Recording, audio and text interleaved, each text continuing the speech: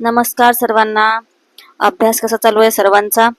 तर Nirmay success academy मध्ये आपल्या सर्वांचे स्वागत आहे. आपण निर्मय सक्सेस अकॅडमी मध्ये मराठी ग्रामरचा जो आपला पार्ट आहे तो सुरू केलेला आहे. तर मराठी ग्रामर हे तुम्हाला टीईटी मध्ये, सीटीटी मध्ये या परीक्षांमध्ये तुम्हाला नेहमी कामात येते. तसेच मराठी ग्रामर हे अतिशय महत्त्वाचे आहे. ही बॅच आपली टीईटी आणि सीटीटी साठीच आहे. तर टीईटी झालं, सीटीटी झालं आणि टेटची जी एक्झाम होते, तर टेटच्या एक्झाम मध्ये पण मराठी व्याकरण विचारलं जाते. तर या तिन्ही ज्या टीचिंगशी रिलेटेड एक्झाम आहे, या टीचिंगशी रिलेटेड एक्झाम मध्ये मराठी व्याकरणाचा जो भाग आहे तो भाग आपण या लेक्चर मध्ये घेणार आहोत.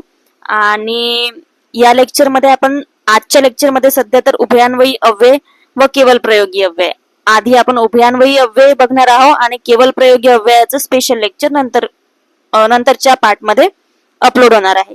तर निर्मय सक्सेस अकॅडमीचा ऍप डाउनलोड करून घ्या. ऍप वरती तुम्हाला फ्री टेस्ट सिरीज मिळणार आहे. फ्री टेस्ट सिरीज तुम्हाला अवेलेबल आहे आणि मटेरियल पण अवेलेबल आहे. तर तुम्ही नक्की ऍप डाउनलोड करून घ्या, खूप फायदेशीर राहणार आहे तुम्हाला. आणि चला आपण वळूया उभयान्वयी अव्ययाकडे.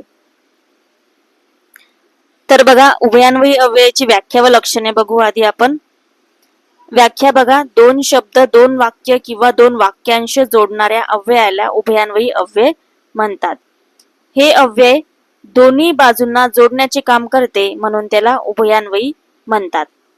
तर दोन शब्द, दोन वाक्य किंवा दोन वाक्यांश जेव्हा जोडला जातो, तर ज्या शब्दांनी ते जोडलं जाते त्याला आपण उभयान्वयी अव्यय असे म्हणतो. त्या अव्ययाला आपण उभयान्वयी अव्यय असे म्हणतो. आता बघा, हे अव्यय वाक्यात दोन घटकांना जोडते. तर हे जे अव्यय आहे हे आपल्या वाक्यामध्ये दोन घटकांना जोडले जाते, त्यामुळे त्याला आपण अव्यय असे म्हणतो. तर उभयान्वयी अव्यय अविकारी असते, त्याचे रूप बदलत नाही. त्याचे रूप कधी बदलत नाही, ते अविकारी असते, हे लक्षात ठेवा. याला इंग्रजीमध्ये आपण कंजंक्शन म्हणत असतो. तर उदाहरण बघा, राम आणि श्याम शाळेत गेले आणि हे काय झालं, जोडण्याचं काम इथे झालेलं आहे. तो आला पण थांबला नाही, पण इथे विरोध दाखवते. जर पाऊस पडला तर पीक चांगले येईल, जर तर ही अट दाखवते.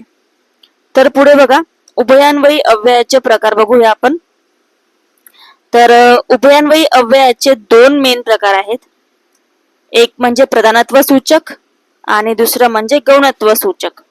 तर बघा, प्रधानत्व सूचकचे 4 प्रकार आहे पुन्हा, आणि गौणत्व सूचकचे इकडे पुन्हा 4 प्रकार आहेत. तर प्रधानत्व सूचकचे बघूया आपण आधी. पहिला बघा, समुच्चय बोधक. समुच्चय बोधक मध्ये लक्ष द्या, आणि, व, तसेच, शिवाय हे शब्द आलेले आहे. विकल्प बोधक बघा, विकल्प बोधक मध्ये किंवा, अथवा, वा, नाही तर हे शब्द आलेले आहे. न्यूनत्व बोधक बघा, पण, परंतु, तरी, मात्र हे आलेले आहे. परिणाम बोधक मध्ये म्हणून, त्यामुळे, यास्तव हे शब्द आलेले आहे. तर कारण बोधक मध्ये बघा, गौणत्व सूचकचे बघूया आपण आता. गौणत्व सूचक मध्ये पण 4 प्रकार आहेत. कारण बोधक, कारण, की, म्हणून हे आहेत. स्वरूप बोधक मध्ये की, म्हणजे, जे, जसे हे आहेत. त्यानंतर उद्देश बोधक मध्ये म्हणून, यासाठी, जेणेकरून. त्यानंतर संकेत बोधक मध्ये जर, तर, जरी, तरी. तर बघा, इथे 4 प्रकार आहेत प्रधानत्व सूचकचे आणि हे 4 प्रकार आहेत गौणत्व सूचकचे. अशा प्रकारे उभयान्वयी अव्ययाचे प्रधानत्व सूचकचे 4 प्रकार आणि गौणत्व सूचकचे 4 प्रकार, असे 8 प्रकार आपण बघणार आहोत. तर बघा, प्रधानत्व सूचक मध्ये काय असते, तर दोन्ही वाक्ये समान दर्जाची असतात, हे लक्षात ठेवा. प्रधानत्व सूचक मध्ये नेहमी दोन्ही वाक्ये कशी असतात, समान दर्जाची असतात. आणि गौणत्व सूचक मध्ये एक वाक्य दुसऱ्यावर अवलंबून असते. तर बघा, प्रधानत्व सूचक बघूया आपण. पहिला त्याचा टाईप बघूया, समुच्चय बोधक उभयान्वयी अव्यय. तर बघा, याची व्याख्या आहे, दोन शब्द किंवा वाक्य एकत्र जोडताना समुच्चय जेव्हा होतो त्यावेळी आपण त्याला समुच्चय बोधक उभयान्वयी अव्यय असे म्हणतो. याचे शब्द बघा, आणि, व, अन, तसेच, शिवाय, आणखी, एवढेच नव्हे तर, मात्र हे याचे शब्द आहेत.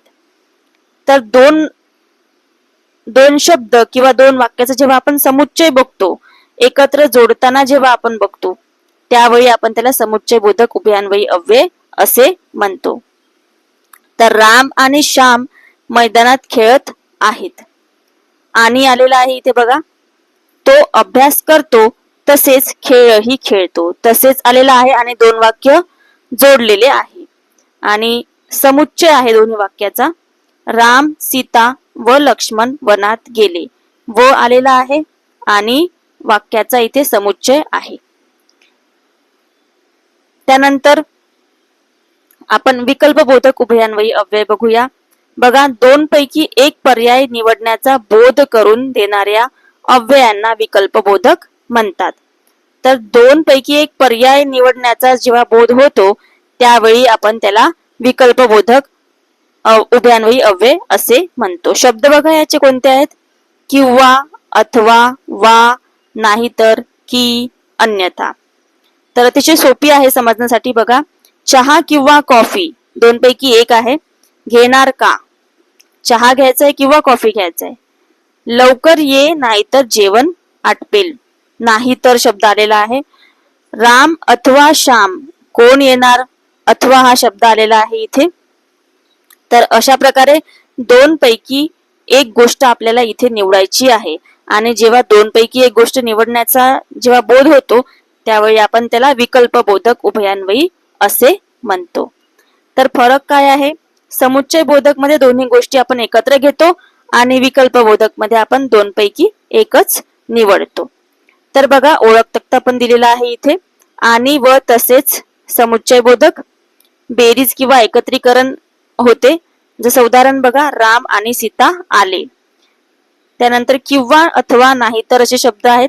विकल्पबोधक मध्ये आहे अव्यय आणि एक पर्यायाची आपल्याला निवड करायची असते, जसं चहा किंवा कॉफी. चला तर आता पुढल्या प्रकाराकडे वळूया आपण. बघा, प्रधानत्व सूचक मध्येच आपला तिसरा प्रकार आहे न्यूनत्व बोधक उभयान्वयी अव्यय.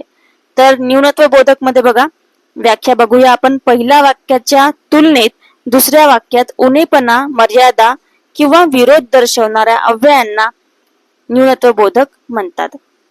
जसं कोणत्या पण, म्हणजे दोन वाक्य इथे दिलेली असणार आणि पहिल्या वाक्याच्या तुलनेमध्ये दुसऱ्या वाक्यामध्ये एक उणेपणा असेल, तर त्या उणेपणा दर्शवणाऱ्या वाक्याला आपण न्यूनत्व बोधक उभयान्वयी अव्यय त्या शब्दाला आपण म्हणू, म्हणजे तिथे न्यूनत्व दाखवत आहे.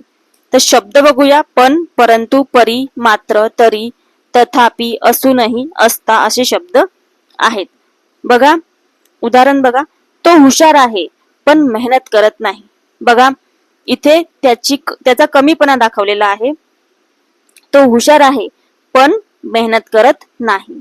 खूप अभ्यास केला तरी गुण कमी, त्याचा कमीपणा दाखवलेला आहे. श्रीमंत असूनही तो साधा राहतो. असूनही तो साधा राहतो. तर अशा प्रकारे ज्या वाक्यामध्ये कमीपणा दाखवलेला असतो आणि पण, परंतु, परी, मात्र, तरी, तथापि, असूनही, असता असे शब्द असेल, तर हे शब्द पण लक्षात ठेवा आणि वाक्य कशा प्रकारे असते ते पण तुम्ही लक्षात ठेवा. तर अशा प्रकारे न्यूनत्व बोधक प्रकार तिसरा होता. तर आता चौथा प्रकार बघा, परिणाम बोधक. पहिल्या वाक्याचा परिणाम किंवा निष्कर्ष दुसऱ्या वाक्यात दर्शवणाऱ्या अव्ययांना परिणाम बोधक म्हणतात. तर बघा, पहिल्या वाक्याचा परिणाम जेव्हा दुसऱ्या वाक्यामध्ये दाखवलेला असेल, तर त्यावेळी आपण काय म्हणतो? त्याला परिणाम बोधक उभयान्वयी अव्यय असे म्हणतो. जसं शब्द बघूया आपण. म्हणून, सबब, यास्तव, त्यामुळे, म्हणूनच, यामुळे असे शब्द आहेत. वाक्य बघा, पाऊस पडला म्हणून शेत ओले झाले. तो आजारी होता त्यामुळे आला नाही. उशीर झाला म्हणूनच रागावले. अशा प्रकारे इथे बघा, वाक्यामध्ये बघा, पहिल्या वाक्याचा परिणाम हा दुसऱ्या वाक्यामध्ये सांगितलेला आहे. तो आजारी होता त्यामुळे आला नाही. उशीर झाला म्हणूनच रागावले. तर फरक बघा, न्यूनत्व बोधक मध्ये काय आहे? विरोध किंवा मर्यादा दाखवतो आणि परिणाम बोधक मध्ये काय आहे? निष्कर्ष किंवा परिणाम दाखवतो. तर ओळख तक्ता बघूया आपण. पण, परंतु, तरी, मात्र असे शब्द असेल, असे अव्यय असेल, तर त्यावेळी आपण न्यूनत्व बोधक अव्यय आहे असं म्हणतो. त्यानंतर विरोध किंवा मर्यादा दाखवते. आणि उदाहरण बघा, तो हुशार पण आळशी. त्यामुळे, म्हणून, त्यामुळे, यास्तव असे अव्यय असेल तर परिणामबोधक असते. परिणाम किंवा निष्कर्ष दाखवतो. पाऊस आला म्हणून भिजलो. तर इथे काय होतो, पहिल्या वाक्याचा परिणाम दुसऱ्या वाक्यामध्ये आपल्याला दिसून येतो. तर बघा, पुढला प्रकार बघूया आपण, गौणत्व सूचक. गौणत्व सूचक मध्ये आपण त्याची व्याख्या बघूया आधी. गौणत्व सूचकची, एक प्रधान वाक्य व एक गौण वाक्य जोडणाऱ्या उभयान्वयी अव्ययांना गौणत्व सूचक उभयान्वयी अव्यय म्हणतात.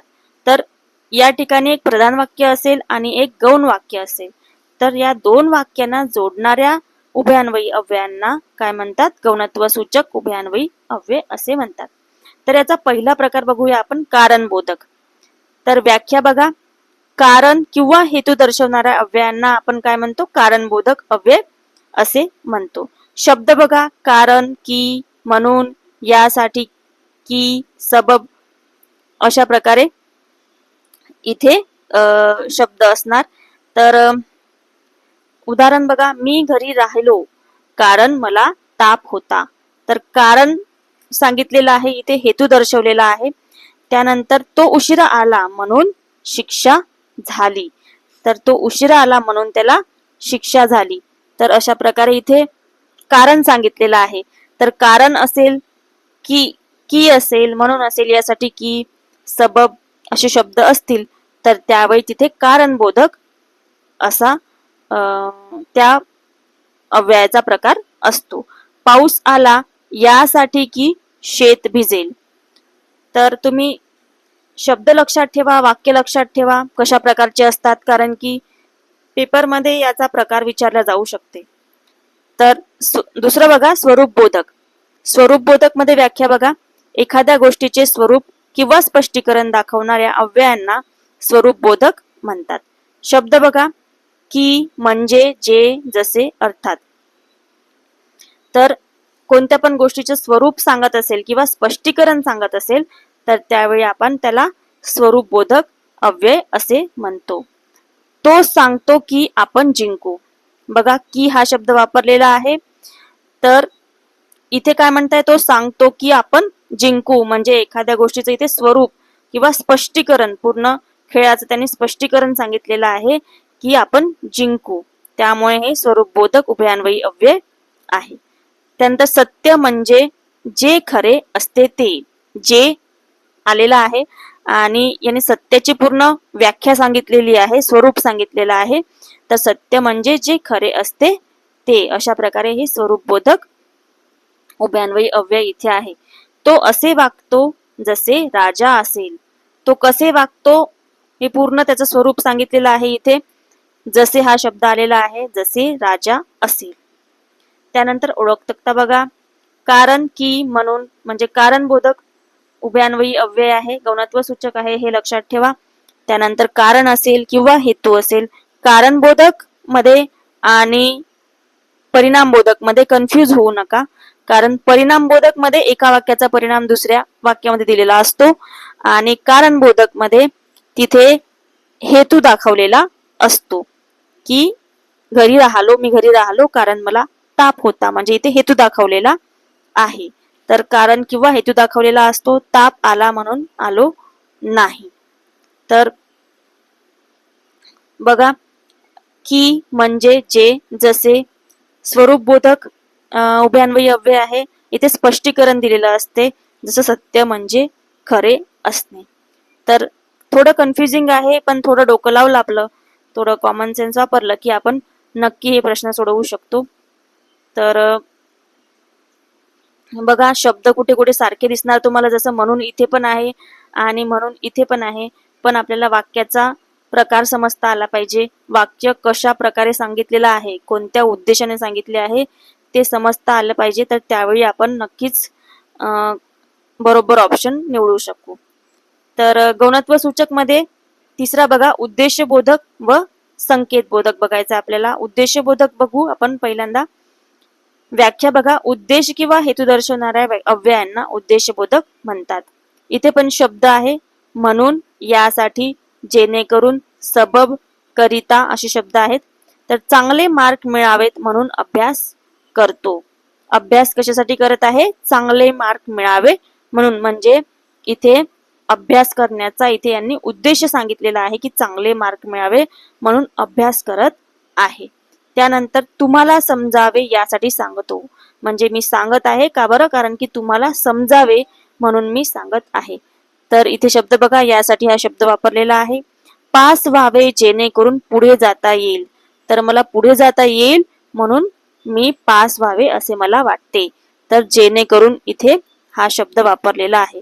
तर बघा, जेव्हा आपण कोणता उद्देश सांगितला असेल किंवा हेतू सांगितला असेल तर त्यावेळी आपण उद्देशबोधक उभयान्वयी अव्यय वापरत असतो.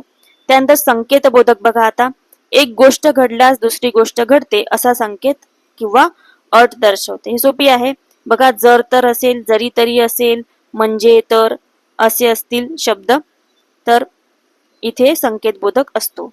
तर जर पाऊस पडला तर पीक येईल. जर तर वापरलेला आहे म्हणजे संकेतबोधक आहे. जरी तो आला तरी मी बोलणार नाही. जरी तरी वापरलेला आहे म्हणजे इथे संकेतबोधक उभयान्वयी अव्यय आहे. अभ्यास केला म्हणजे गुण मिळतील. अभ्यास केला म्हणजे गुण मिळतील. तर म्हणजे वापरलेला आहे बघा, कन्फ्युजिंग होऊ शकते. तर इथे संकेत दाखवला आहे पण अभ्यास केला म्हणजे गुण मिळतील. तर त्यामुळे हे संकेतबोधक आहे. तर बघा, महत्वाचा पॉइंट, जर तर जरी तरी हे जोडीने येतात त्यांना सहसंबंध उभयान्वयी अव्यय असे म्हणतात. तर बघा, शब्द बघूया आपण. म्हणून, यासाठी, जेणेकरून हे शब्द असतील तर ते उद्देशबोधक आहे. उद्देश किंवा हेतू असतो. त्यानंतर पास व्हावे म्हणून अभ्यास करतो, हे एक उदाहरण झालं. जर तर जरी तरी असेल तर संकेतबोधक उभयान्वयी अव्यय आहे. अट किंवा संकेत सांगितलेली असते. उदाहरण बघा, जर पाऊस पडला, जर पाऊस पडला तर पीक येईल. अशा प्रकारे इथे उदाहरण सांगितलेलं आहे. कन्फ्यूज होऊ नका, कारण की कुठे कुठे शब्द सारखे आहे त्यामुळे कन्फ्युजन होऊ शकते. पण वाक्याचा प्रकार, वाक्य कशा प्रकारे सांगितलेलं आहे ते जर आपल्याला समजलं तर अतिशय सोपं आहे, काहीच कठीण नाही. तर बघा, उभयान्वयी अव्ययाचा आपण संपूर्ण एक ओळख तक्ता बघूया. समुच्चय बोधक मध्ये आणि, व, तसेच, शिवाय असे शब्द असतात. याचा अर्थ बेरीज किंवा एकत्रीकरण होते. राम आणि सीता आले. त्यानंतर विकल्प बोधक मध्ये बघा, किंवा, अथवा, नाही तर एकच पर्यायाची निवड असते, चहा किंवा कॉफी. न्यूनत्व बोधक मध्ये बघा, पण, परंतु, तरी, मात्र असे शब्द असणार. विरोध किंवा मर्यादा दाखवते. हुशार पण आळशी आहे. परिणाम बोधक मध्ये बघा, म्हणून, त्यामुळे, यास्तव असं आहे. परिणाम किंवा निष्कर्ष दाखवते. पाऊस आला म्हणून भिजलो. त्यानंतर हे इकडले जे आहे ते गौणत्व सूचकचे आहे. गौणत्व सूचक मध्ये बघा, कारण बोधक आहे. कारण की, यासाठी की, इथे कारण किंवा हेतू दाखवलेला असणार. ताप आला म्हणून आलो नाही. त्यानंतर स्वरूप बोधक मध्ये बघा, शब्द की म्हणजे जे, जसे. त्यानंतर इथे स्पष्टीकरण दिलेला असेल. सत्य म्हणजे खरे असणे. तर उद्देशबोधक मध्ये बघा, म्हणून, यासाठी, जेणेकरून असे शब्द असतील तर उद्देश किंवा हेतू सांगितलेला असतो. पास व्हावे म्हणून अभ्यास करतो. संकेतबोधक मध्ये बघा, जर तर जरी तरी असे शब्द असतील. अट किंवा संकेत सांगितलेला असतो. जर पाऊस पडला तर पीक येईल, हे याचं उदाहरण आहे. तर अशा प्रकारे हे सर्व प्रकार आपण एकाच लाईन मध्ये एकाच ठिकाणी बघितले. याचे उदाहरण पण बघितले. हे शब्द लक्षात ठेवा. हे शब्द अतिशय महत्वाचे शब्द आहे आणि याचा अर्थ पण लक्षात ठेवा आणि वाक्य कशा प्रकारे बनले जाते ते पण लक्षात ठेवा. अतिशय सोपा प्रकार आहे हा आणि उभयान्वयी अव्यय नक्की तुम्हाला समजलं असेल असे अपेक्षा करते मी. धन्यवाद सर्वांना. ऍप डाउनलोड करून घ्या नक्की. ऍप वरती टेस्ट सिरीज अवेलेबल आहे, वेगवेगळे कोर्सेस अवेलेबल आहे.